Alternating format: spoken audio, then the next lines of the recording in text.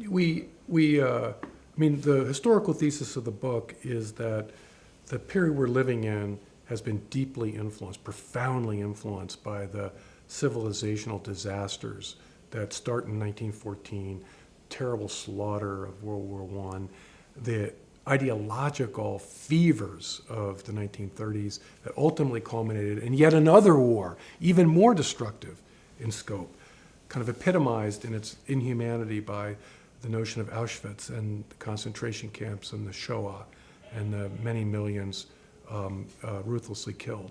So coming out of that, the consensus was all this was brought by the fact that people believed they were too swept up in their ideological passions. So we have to lower the temperature.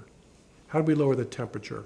We lower the temperature by having a public rhetoric and education that diffuses, undermines, questions, critiques, deconstructs, to use that kind of language. And what initially, maybe it was an appropriate corrective, took on a life of its own. So by the time we get to the 21st century, we have paradoxically obligatory non-judgmentalism, where an obligatory inclusivity.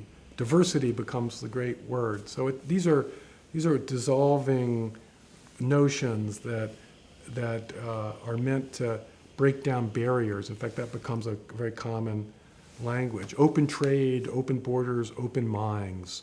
That was George H.W. Bush in front of the United Nations after the end of the Cold War. And so limitless openness. I mean, the prestige in the word open is really powerful in our time. To be open, open-minded, open-hearted, open borders. So I look at the political environment and populism and say, like, wow, when the person can win the presidency in 2016 promising to build a wall, that is a direct negation of this limitless openness idea that seemed to become the dream